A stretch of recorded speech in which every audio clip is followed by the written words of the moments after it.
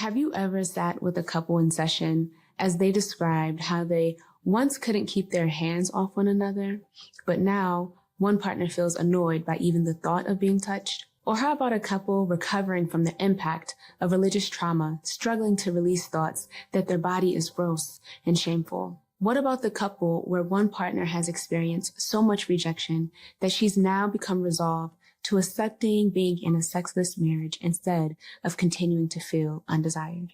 It's very common that I'll work with a couple wanting to address their sexual tension, and as we begin exploring the relational dynamic, I learned that they feel disconnected, unappreciated, undervalued, and invisible in many other areas.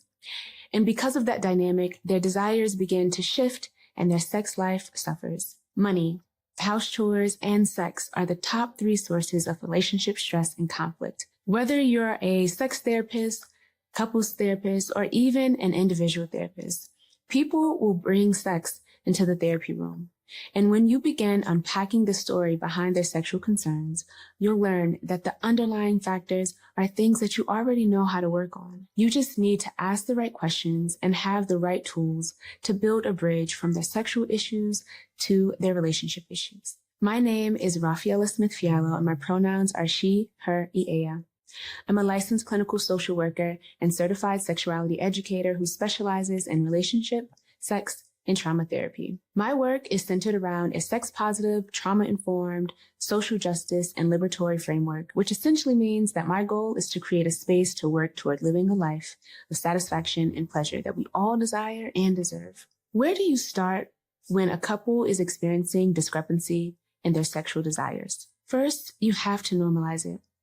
Desire discrepancy is one of the most common concerns that couples come to therapy with, and making sure we have an expanded, inclusive, and updated understanding of sexuality and sexual desire is paramount to helping the couples that we work with.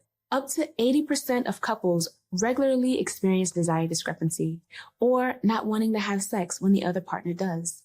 But the truth is, desire discrepancy is not an issue in itself. Instead, it's in the details of how sex is declined, the meaning couples ascribe to the desire differences, and how they do or don't discuss their concerns.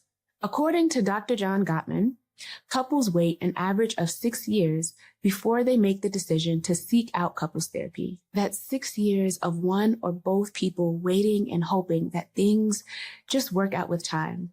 6 years of miscommunication. 6 years of unhelpful habits that keep them stuck.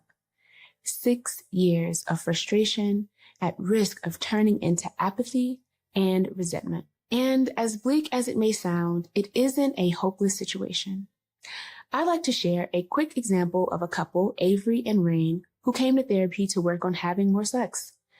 I quickly learned that Avery and Rain had been experiencing a variety of personal and shared stressors. For example, Avery had a lot of work stress with no team support and also saw no end in sight. Rain recently started a new job that ended up not being as great as promoted, and they were really struggling with how to move forward due to having received a large sign-on bonus.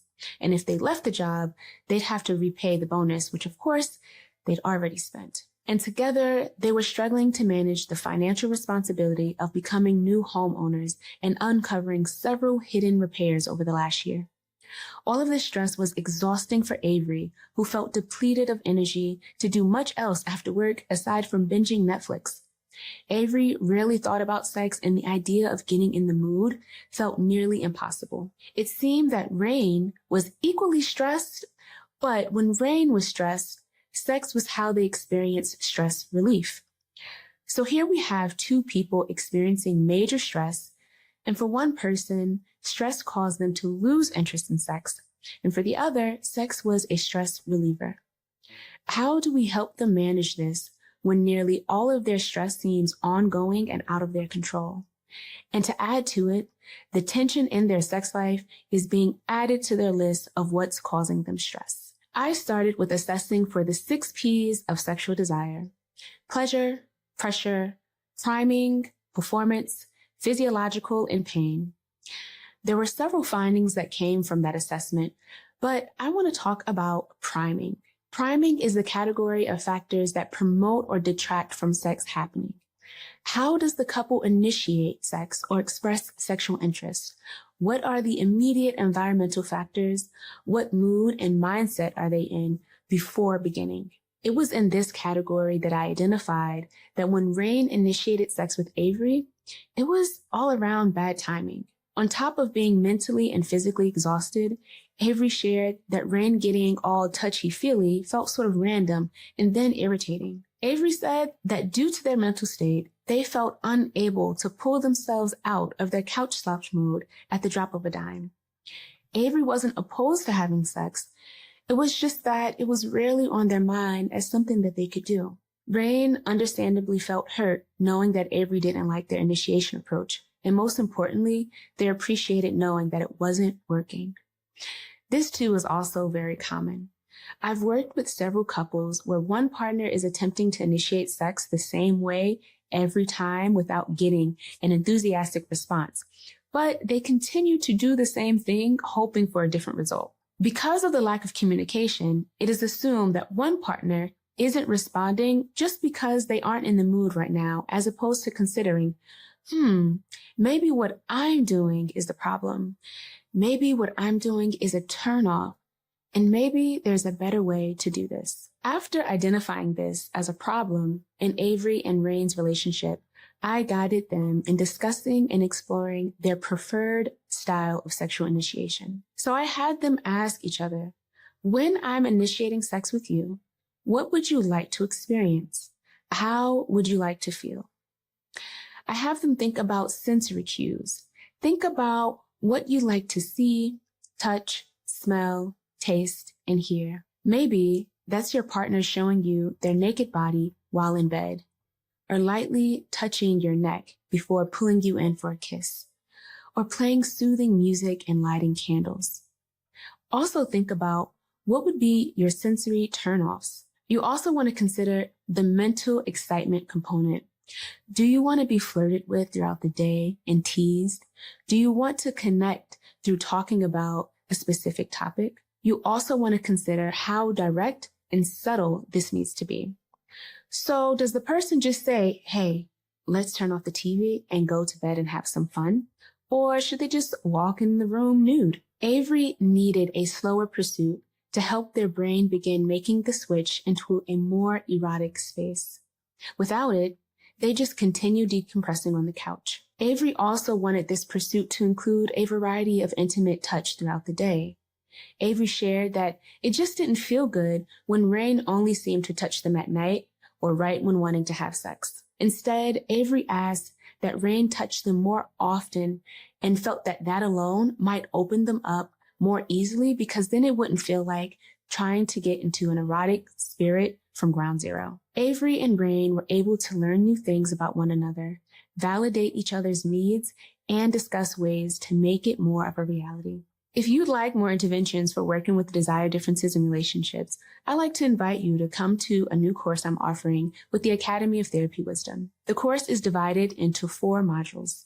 The first module begins with understanding sexual desire, so you can help your clients increase their insight into their sexual patterns, minimize their shame and embarrassment around sex, and give them permission to redefine sex and sexual desire for themselves. Our second module is all about the assessment phase, so we'll look into several categories that you want to explore when assessing sexual desire dissatisfaction and discrepancy.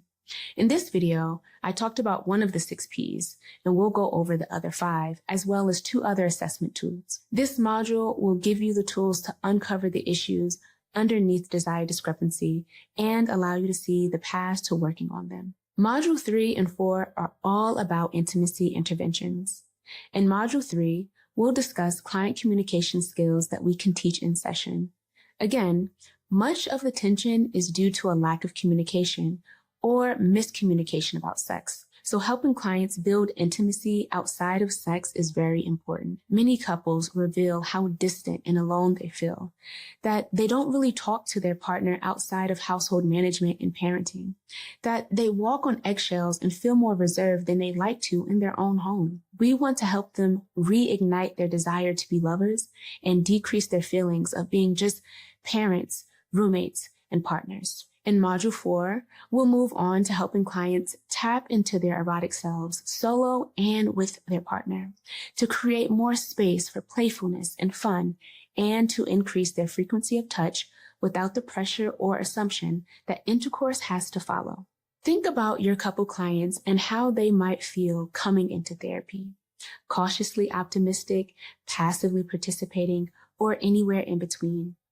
The summary of what I hear most is, am I normal? And as a therapist, I know that you are skilled in validating and affirming your clients. The more you understand about sexuality and sexual desire, the more you can apply the skills you already have to this painful struggle that many clients deal with, but might not be comfortable talking about. Let's be prepared to help them crack the sky open and experience the sun again. I hope that you join me during this course so that we can better educate and guide our clients and help them open up to a new world of intimacy and pleasure.